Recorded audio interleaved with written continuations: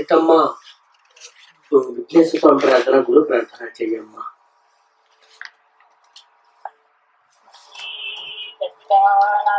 सद्गुरु साईनाथ महाराज की जय, दत्तात्रेय अवतार की जय, श्रीनिवास की जय, साई रामचंद्र प्रभु की जय, साईश्वरुनि की जय, साई वाणी बाबा की जय, साई गायत्री माता की जय, साई सकल देवता मूर्तियों की जय, साई विश्व साई द्वारकाई की जय.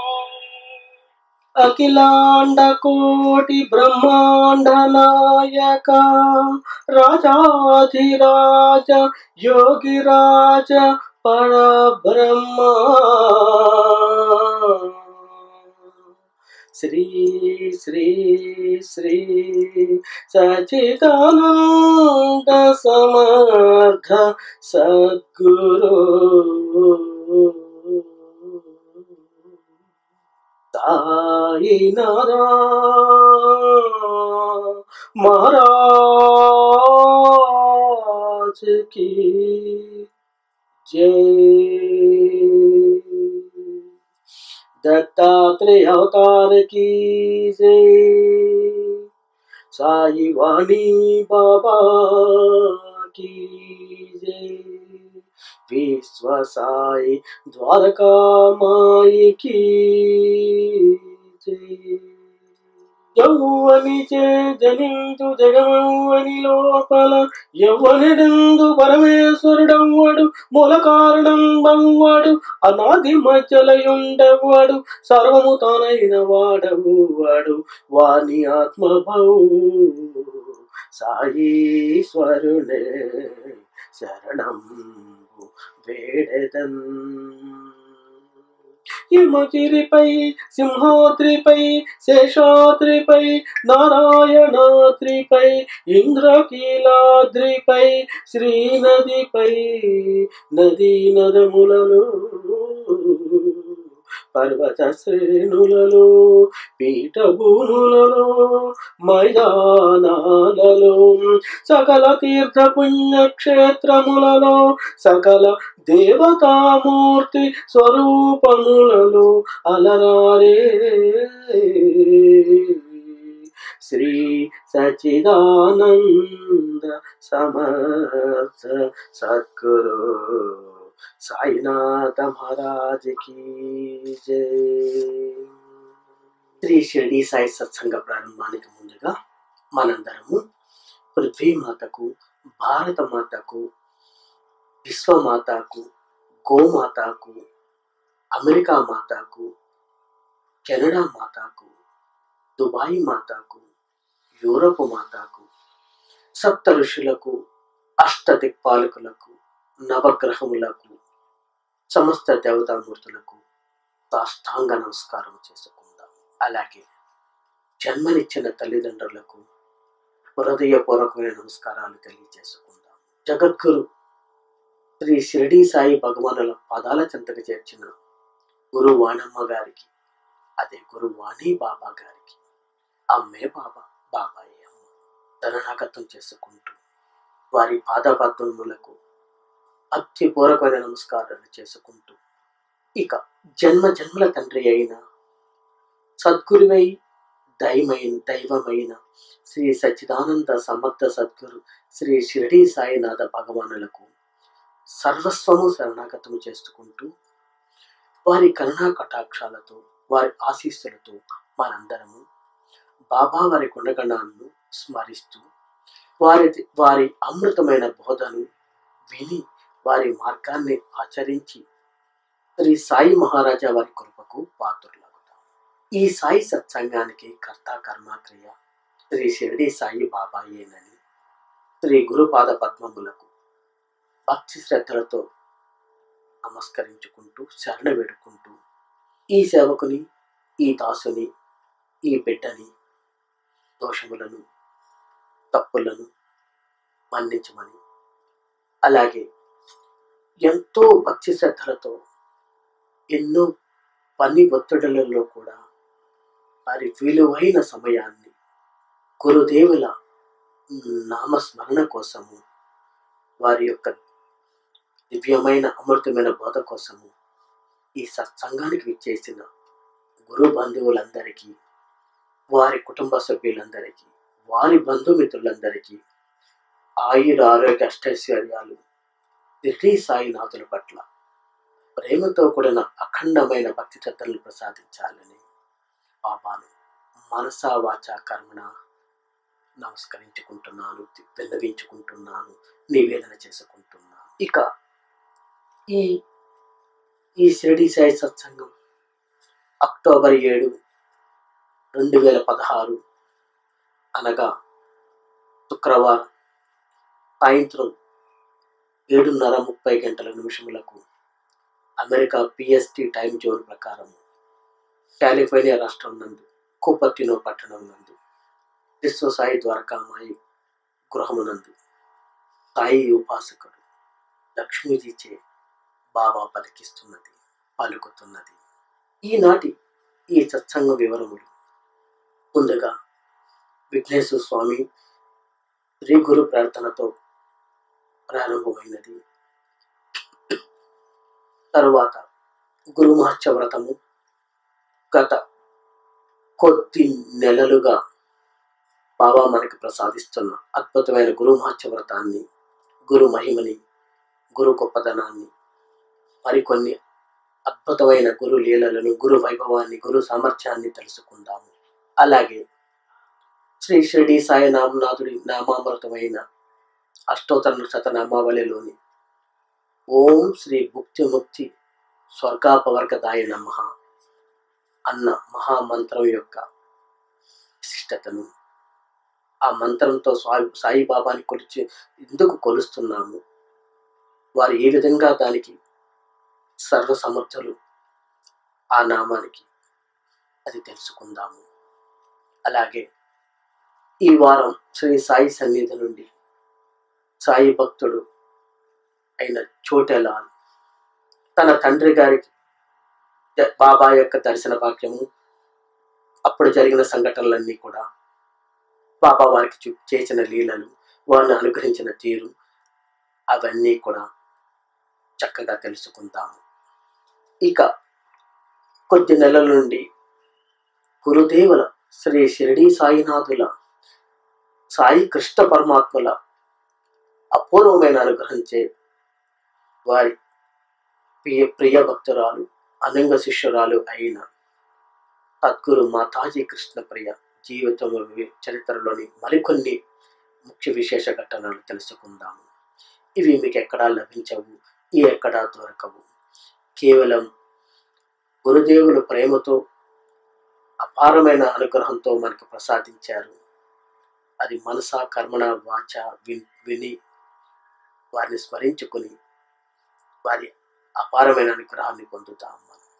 అలాగే ఈ వారం సాయి నైవేద్యాలు ఏమిటి, అవి కూడా బాబాకు నివేదన చేయవలసిన, సమర్పించవలసిన నైవేద్యాలు కూడా తెలుసుకుందాము.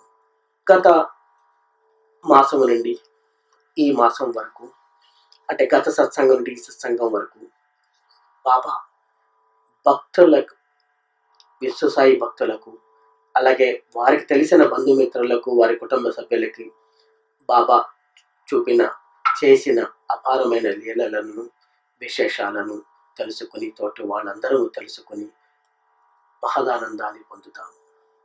అది ఈ సత్సంగం యొక్క ముఖ్యమైన విషయములు.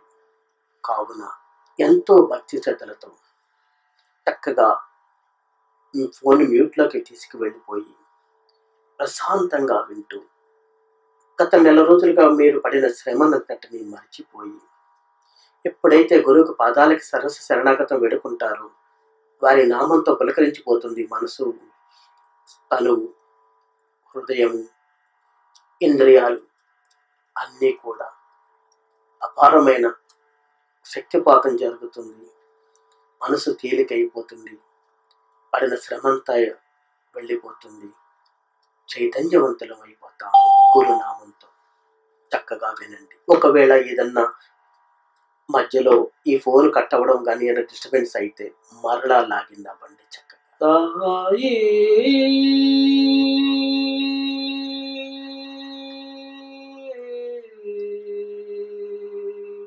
రామ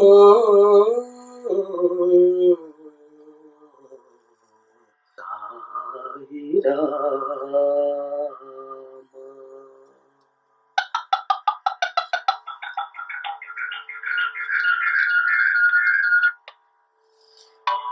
షిరిడీలో కొలువై ఉన్న రామ, షిరిడీలో కొలువై ఉన్న రామ, ఓ జగమంతా వెలిగే సాయి రామ, ఓ రామ జగమంతా వెలిగే సాయి రామ, షిరిడీలో కొలువై ఉన్న రామ, జగమంతా వెలిగే సాయి రామ. మందారాల మాలలతో పువ్వుల పూజలు చేస్తాను, మంచి మమత పెంచమని మంగళహారతి పడతాను. సాయిరాం సాయిరాం సాయిరాం సాయిరాం. మందారాల మాలలతో పువ్వుల పూజలు చేస్తాను, మంచి మమత పెంచమని మంగళహారతి పడతాను. సాటి మనిషికి ప్రేమను పంచిన రాము, మనిషి మనిషిలో మమతను పెంచిన రాము, నిన్ను తలచిన మరో నిమిషమే రాము, నిన్నే కొలిచిన మరో నిమిషమే రాము, నా ఎదలో పొంగే భక్తి ప్రేమ రామ, ఓ సాయి రామ, షిరిడీలో కొలువై ఉన్న రామ, జగమంతా వెలిగే సాయి రామ, షిరిడీలో కొలువై ఉన్న రామ, జగమంతా వెలిగే సాయి రామ, ఓ రామ జగమంతా వెలిగే సాయి రామ. నిద్రలేచిన పొద్దుల్లో నీ రూపం కంటాను, నడిచేటి రహదారుల్లో నిన్నే స్మరించుకుంటాను. సాయిరాం సాయిరాం సాయిరాం సాయిరాం సాయిరాం సాయిరాం సాయిరాం సాయిరాం. నిద్రలేచిన పొద్దుల్లో నీ రూపం కంటాను, నడిచేటి రహదారుల్లో నిన్నే స్మరించుకుంటాను. తెలియక చేసిన పాపములెన్నో రామా, నేనెరుగక మోసిన నిందలు ఎన్నో రాము, తెలియక చేసిన పాపములెన్నో రాము, నేనెరుగక చేసిన తప్పులు ఎన్నో రాము, నిన్ను చూసిన మరో నిమిషమే రాము, నిన్నే కొలిచిన మరో నిమిషమే రాము. నా హృదయంలో మెరిసే సుఖ శాంతులు ఎన్నో రామా, ఓ సాయి రామ, ఓ రామ, ఓ సాయి రామ. షిరిడీలో కొలువై ఉన్న రామ,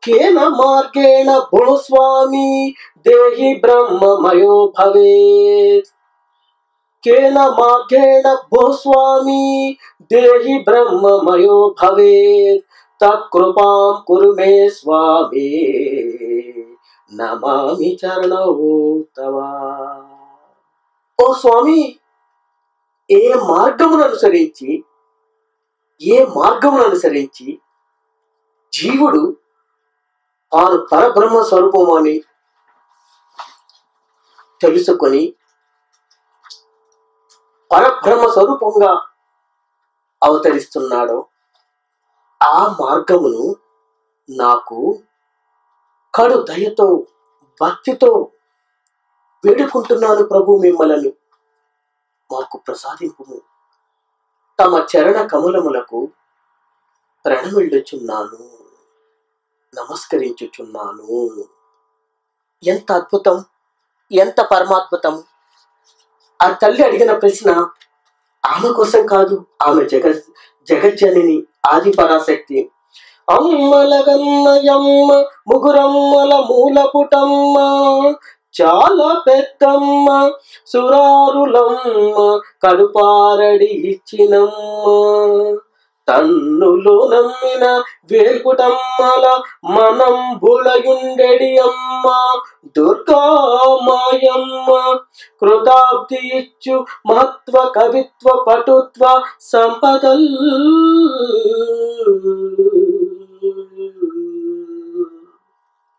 జగన్మాతయే అమ్మలగన్నయమ్మ, ముగ్గురమ్మలకి మూలపుటమ్మ. ఆ తల్లి ఆచరించవలసిన వ్రతం ఏమిటి? ఈ సకల చరాచర జగత్తునందు అర్ధనారీశ్వరంతో ఆ తల్లి కూడా కొలువై ఉన్నది. శక్తి శివరూపము రెండు, శివశక్తులు రెండు కొలువై ఉన్నాయి. మరలా కొత్తగా గురుమహత్య వ్రతాన్ని ఆచరించి పొందాల్సిన అనుగ్రహం ఏమిటి ఇంకా ఆ తల్లికి అంటే, ఆ తల్లి ఆ జగజ్జనని ఎవరి శ్రేయస్సు కోసం కోరినది ఈ ప్రశ్న పరమేశ్వరుణ్ణి. ఎందుకంటే మిగతా వాళ్ళెవరు ఆ ప్రశ్న అడగలేక వాళ్ళకి జ్ఞాపకమే రాల. అది అడగాలన్న ప్రశ్న మనసుకే తోచలేదు. అది ఎవరికి స్మృతిలో కూడా లేదు. తన బిడ్డలైన ప్రపంచ జీవుల శ్రేయస్సు కొరకు ఆ తల్లి ప్రశ్న వేసినది. ఎలాంటి వేసింది? కేన మార్గేణ భూస్వామిన్ దేహి బ్రహ్మమయో భవేత్ అంటే, ఓ పరమేశ్వర, ఏ మార్గం చేత జీవుడు బ్రహ్మమయుడు కాగలడు అంటే, జీవుడు తానే పరబ్రహ్మ స్వరూపము అని ఎలా తెలుసుకోగలుగుతాడు? ఆ ప్రశ్నకి సమాధానమే గురుగీత. కనుక ఈ గురుగీత విన్నవాళ్ళు, చదివిన వాళ్ళు, అర్థం చేసుకున్న వాళ్ళు, గురుశక్తిని, గురువు సాక్షాత్ పరబ్రహ్మ స్వరూపమని పూర్ణ ఎరుక కలిగిన వాళ్ళు పొందే ప్రయోజనమే జీవుడు అంటే మానవుడు. మానవుల్లో ఉన్న పరమాత్మే, ఆ జీవాత్మే పరమాత్మ స్వరూపం అని ప్రత్యక్షంగా అనుభవంలోకి తెచ్చుకుంటారు. ఇక్కడ జీవుడు బ్రహ్మస్వరూపుడు అవడం ఏమిటి అంటే, పరశువేది ఇనుముని బంగారం చేస్తుంది కదా, అలాగే పరశువేది లాంటి దాన్ని మనం కూడా తాకితే, ఇనుము తాకితే బంగారం అయిపోతుంది కదా, అలాగే మనం కూడా గురువుని నమస్కరించేసుకుంటే, గురువు శరణ వేడుకొని గురువుని మనం నిత్యం ప్రార్థన చేసి గురువుని అనుగ్రహం పొందితే, వారిని నవయుధ భక్తులతో పూజ చేసుకొని నిత్యం వారికి సేవించుకుంటే, వారి వలన కలిగే వారి యొక్క గురుదేవుల యొక్క అనుగ్రహంతో మనము వారిలాగా గురువులు అయిపోతామా? పూర్ణ చైతన్యవంతుల కింద మారిపోతామా అంటే, ఇది పరశువేదిని ఎనుగు తాకినట్టు కాదు. ఎందుకంటే జీవుడు తను తెలిసినా తెలియకపోయినా తను బ్రహ్మస్వరూపుడే అయి ఉన్నాడు. కానీ గత జన్మల ప్రారంభ కర్మల వలన సంసార బంధనం వలన అందులో చిక్కుకుని పునరపి జననం పునరపి మరణం చేస్తూ మరలా పుడుతున్నాడు, మరలా బంధాలు పెంచుకుంటున్నాడు, మరలా తప్పులు చేస్తున్నాడు, మరలా కర్మలు చేస్తున్నాడు, మరలా ఇంకో జన్మ ఎత్తుతున్నాడు. దానితో ఈ కర్మలను ఆచరించడమే సరిపోతున్నది అతనికి. తను కూడా పరబ్రహ్మమే, బ్రహ్మస్వరూపమే అని గుర్తించలేకపోతున్నాడు. ఎందుకంటే కర్తయు తానే, భోక్తయు తానే. కర్మలు చేసేస్తున్నాడు, దాని ఫలితం కూడా అనుభవించేస్తున్నాడు. అందుకే ఈ జనన మరణ రూప సంసార చక్రంలో ఇరుక్కుపోతున్నాడు. దీనికి చక్కటి ఉదాహరణ బాబా ఇలా మనకు అందిస్తున్నారు. ఇక్కడ జీవుడు తను బ్రహ్మస్వరూపుడని మర్చిపోతున్నాడు. అలాగే చక్రవర్తి, సామ్రాజ్యాన్ని వెళ్ళే చక్రవర్తి స్వప్నంలో అంటే దీర్ఘ నిద్రలో ఒక భయంకరమైన కళ కన్నాడు. అది ఎలాంటి కళ? ఆ కళలో దరిద్రాన్ని అనుభవిస్తున్నట్లు, అష్ట కష్టములు అనుభవిస్తున్నట్లు, అది ఆ బాధపూర్వకంగా అనుభవపూర్వకంగా అనుభవాన్ని పొందుతూ మనసు దుఃఖపడిపోతున్నది. వాస్తవానికి ఆయన చక్రవర్తి, కానీ ఆ నిద్రలో దీర్ఘ నిద్రలో దుఃఖిస్తున్నాడు. ఆ కళలో తాదాత్మనం అయిపోయాడు, దారిద్ర్యంతో అనుభవిస్తున్నాడు. ఈ దుఃఖాన్ని ఈ దరిద్రాన్ని ఎలా పోగొట్టుకోవాలి, ఈ దుఃఖాన్ని ఎలా రూపుమాపుకోవాలి అని ఆలోచిస్తున్నట్లుగానే ఈ జీవుడు కూడా చక్రవర్తిలాగే తాను కూడా పరబ్రహ్మ స్వరూపమే. కానీ ఈ ప్రపంచమందలి సుఖదుఖాలను అనుభవిస్తూ దాన్ని నివృత్తి చేసుకోవడానికి అనేక మార్గాలని వెతుక్కొంటున్నాడు. మరి కలలో ఉన్న చక్రవర్తి యొక్క ఆ బాధ ఎలా తీరుతుంది? ఆ కలలోనే వారికి తెలిసిన సన్నిహితుడు గాని, వారి శ్రేయోభిలాష గాని, వారు నమ్ముకున్న దైవం గాని, నీవు చక్రవర్తివి కానీ దరిద్రుడివి కావు అని అతని మనస్సుకి సందేశం ఇస్తే గాని అప్పటికి గాని ఇదంతా భ్రాంతియే, ఇంతవరకు నేను అనుభవించలేదు, భయంకరమైన కలే అని అప్పటికి అతను ఆ చక్రవర్తి వాస్తవిక దృష్టిలోకి వస్తాడు. తను పడిన కష్టమంతా మర్చిపోతాడు. అలానే జీవునికి తాను పరబ్రహ్మ స్వరూపమని సమర్థ సద్గురువు ఉపదేశిస్తే గాని, అనుగ్రహిస్తే గాని, అప్పుడు గాని తనకి తన యొక్క స్వస్వరూప జ్ఞానం ఏమిటో, నిజ స్వరూపం ఏమిటో బోధ కాదు. అందుకే పార్వతీదేవి పరమేశ్వరుడికి మొక్కి ఒకటే అడిగింది, మూడే అడిగినది. గురు మహత్యం ఏమిటి, అది ఎటువంటిది, అలాగే జీవుడు సంసారం నుండి ఎట్లా విముక్తి చెందుతాడు, అలాగే జీవుడు ఏ మార్గాన్ని అనుసరిస్తే, ఏ మార్గంలో ప్రయాణం చేస్తే బ్రహ్మమయుడు అవుతాడో, తానే పరబ్రహ్మ అవుతాడో వివరించి చెప్పమని భక్తి శ్రద్ధలతో పరమేశ్వరుని ప్రశ్నించాను. వీటన్నిటి సమాధానమే గురుగీత. అందుకే బాబా అంటున్నారు, నాయనలారా గురుగీతను భక్తి శ్రద్ధలతో వినండి. అలాగే గురుడు నరుడు కాదు, సాక్షాత్ పరబ్రహ్మ స్వరూపము అయిన శ్రీ గురుమూర్తి, ఆయనే పరమాత్మ అని అటువంటి భావన అణువణువున ఏ శిష్యుడైతే కలిగి ఉంటాడో, అలాగే అత్యంత వినయ విధేయతలతో శరణాగతుడై నవవిధ భక్తులతో ప్రతినిత్యము గురుడుకు నివేదన చేస్తూ ఉంటాడో, అలాగే తస్మై శ్రీ గురవే నమః అని మకుటంతో కిరీటంతో అనేక గురు స్తోత్రములు చేస్తూ గురుగీతలో చెప్పిన విధంగా ఆచరిస్తూ గురువుని సేవించుకుంటాడో ఆ శిష్యుడికి గురుదేవుల అనుగ్రహంతో ఆత్మజ్ఞానము, ఆత్మానాత్మ వివేకము, సమాధి స్థితి, పరబ్రహ్మ స్థితి కలుగుతుంది. చూశారా ఎంత అద్భుతము, ఎంత అద్భుతము అది. అందుకే దానికి పరమేశ్వరుడు ఏమన్నారు? న వ్యక్తవ్యమిదం దేవి, న వ్యక్తవ్యమిదం దేవి రహస్యాతి రహస్యకం, న వ్యక్తవ్యమిదం దేవి రహస్యాతి రహస్యకం, న కస్యాపి పురా ప్రోక్తం తద్భక్తం వదామి తత్.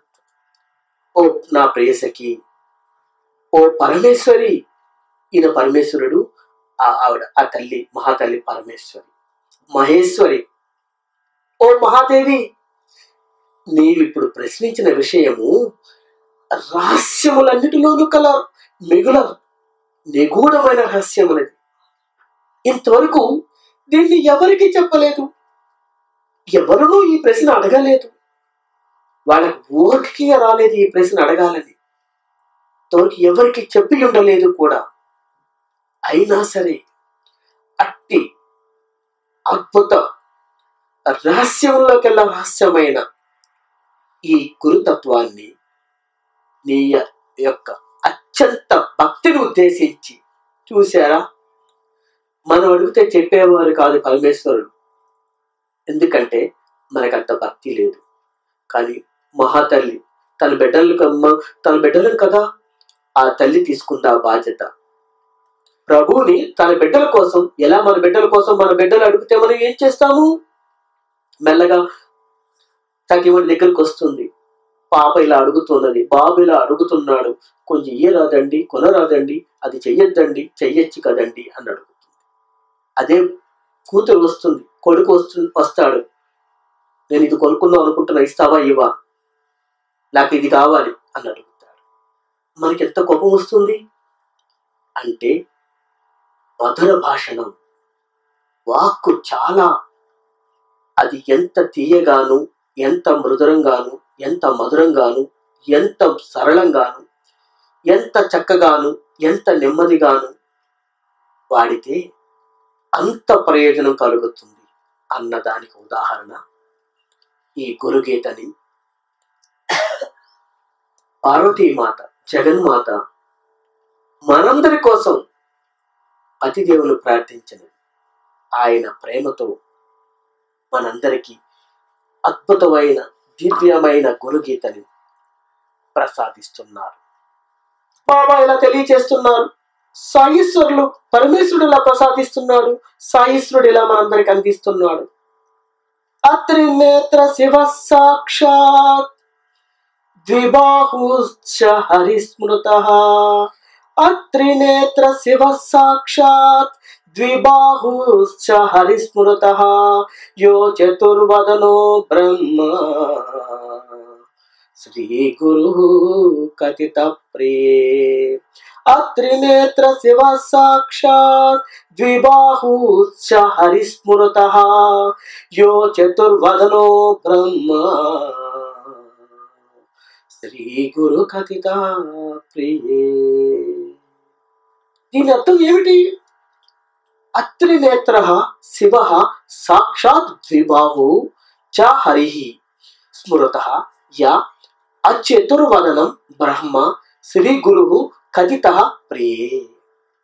అంటే, హే ప్రియే, ఓ పార్వతి, యహ ఏ మహాత్ముడు అత్రినేత్ర అంటే త్రినేత్ర అంటే మూడు కన్నులు, అత్రినేత్ర అంటే మూడు కన్నులు లేని, అంటే ఏ మహాత్ముడు మూడు కన్నులు లేని, సాక్షాత్ శివ మూడు కన్నులు లేని పరమేశ్వరుడు. చూశారా, సాక్షాత్ శివ మూడు కన్నులు లేని, త్రినేత్రములు లేని పరమేశ్వరుడు.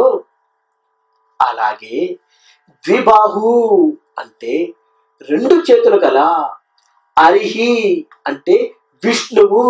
అదేమిటి, మహావిష్ణువుకి 4 చేతులు ఉంటాయి. ఇక్కడ చూస్తే రెండు చేతులు గల మహావిష్ణువుతో రెండు చేతులు గల మహావిష్ణువు అంటున్నారే గురువుని. ఇంకా ఇలా అంటున్నారు పరమేశ్వరుడు అచర్వదన అంటే 4 ముఖములు లేని బ్రహ్మచ బ్రహ్మదేవుడనియు పురతః చెప్పబడెను.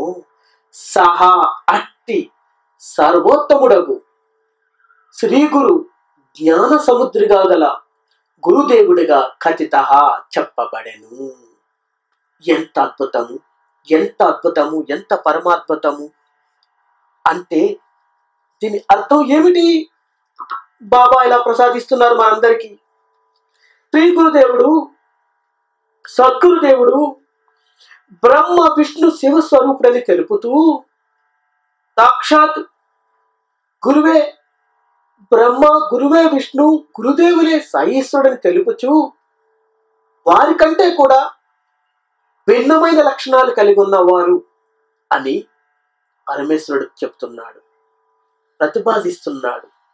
ఏమంటున్నారు? శ్రీ గురుమూర్తి అంట 3 కన్నులు లేని మహేశ్వరుడు. ఎందుకంటే శివుడి 3వ కన్ను. ఇక్కడ 2 అర్థాలు. 3 కన్నులు గల పరమేశ్వరుడు, 3 కన్నులు లేని మహేశ్వరుడు. ఎందుకంటే శివుడి యొక్క 3వ కన్ను శాస్త్రాల్లో చెప్పబడింది. అది ఎప్పుడు తెరవబడుతుంది? సకల జగాలకి విశ్వ ప్రపంచం అంత్యకాలమున, ప్రళయకాలమున దాన్ని విశ్వాన్నంతటిని నశింప చేయడానికి అప్పుడు మాత్రమే పరమశివుడు 3వ కన్ను తెరుస్తాడు. మిగతా సమయాల్లో ఎప్పుడు ఆ 3వ నేత్రం సదా మూసి ఉంటుంది. ఎందుకంటే 3వ కన్ను తెరిస్తే అంతా భస్మమే. అందుకని చూసారా, ఇప్పుడు గురుదేవుడు 3 కన్నులు లేని పరమేశ్వరుడు. ఎందుకంటే గురువు ఆయన కన్ను 3వ కన్ను ఏమిటి? ప్రజ్ఞా స్వరూపము, ఆత్మజ్ఞానాన్ని ప్రసాదించేది. శివుడిదేమో 3వ కన్ను భస్మీపటలం చేస్తుంది. మరి పరమేశ్వరుడిది, ఈ గురుదేవుడిది, శ్రీ గురుడిది ప్రజ్ఞా జ్ఞానం కలిగినది, ఆత్మజ్ఞానాన్ని ప్రసాదించేది, బ్రహ్మజ్ఞానాన్ని ప్రసాదించేది ఆ కన్ను. అందుకనే గురువు 3 కన్నులున్న శివుడు, 2 కన్నున్న శివుడు కూడాను. మరి ఇంకా ఎలా అంటున్నారు? గురుదేవుడు విష్ణుదేవునిలాగా 4 చేతులు కలవాడు. మరి సాధారణంగా గురువుకు 2 చేతులే ఉంటాయి. మరి ఇంకో 2 చేతులు ఏమిటి అంటే, గురువు శాస్త్రజ్ఞానము, ఆత్మజ్ఞానాన్ని కూడా ప్రసాదిస్తాడు కాబట్టి అవి 2 ఇంకొక 2 చేతులు. లేకపోతే మామూలుగా ద్విబాహువు చేతే ఆయన ఆత్మజ్ఞానాన్ని, మోక్షాన్ని కూడా ప్రసాదిస్తాడు. సాధారణంగా విష్ణుమూర్తి 4 చేతులు ఎందుకు కలిగి ఉంటారంటే, తన భక్తులను అనుగ్రహించడానికి. ఆ 4 చేతులు దేనికి సూచికలు? ధర్మము, అర్థము, కామము, మోక్షము, వీటన్నిటినీ తన భక్తులకు ప్రసాదించడానికి ఆయన చతుర్భుజుడు అయ్యాడు ఆయన. అందుకే వారిని విష్ణుమూర్తిని చతుర్భుజుడు అంటారు. మరి గురువు బ్రహ్మే, సాక్షాత్తు 4 ముఖాలు కలిగిన బ్రహ్మ. ఎందుకంటే 4 ముఖాలు, 4 వేదాలు. మరి వేదాంత సారం అంతా గురు రూపమే కదా. మన గురుదేవుడు చతుర్వేద సారములను, మహావాక్య చతుష్టయములు, తత్వార్థములకు కూడి ఉన్నాడు కాబట్టి అటువంటి గురుదేవుడు, శ్రీ గురుదేవుడు సకలాత్మక స్వరూపుడని ఓ పార్వతీ నీవు తెలుసుకొనుము. అది మాత్రమే కాదు, శ్రీగురుడు త్రిగుణాతీతుడు, పరబ్రహ్మ స్వరూపం అని కూడా తెలుసుకుని భక్తితో, భక్తి శ్రద్ధలతో శ్రీ గురు స్వరూపాన్ని నిరంతరము పూజించు. ఎంత అద్భుతము! ఇప్పుడు ఈ శ్లోకం యొక్క అర్థము, ప్రతిపదార్థము, తాత్పర్యము, భావము తెలుసుకున్నాము. ఇప్పుడు దీనిని భక్తి శ్రద్ధలతో స్తోత్రం చెయ్యండి. ఎంత అద్భుతంగా ఉంటుందో. అత్రినేత్ర శివ సాక్షాత్ ద్విబాహుశ్చ హరిస్మృతః యో చతుర్వదనో బ్రహ్మ శ్రీ గురు కథిత ప్రియే. శ్రీ సాయి గురు కథిత ప్రియే. శ్రీ షిరిడి సాయినాథుడే సమర్థ సద్గురుడు.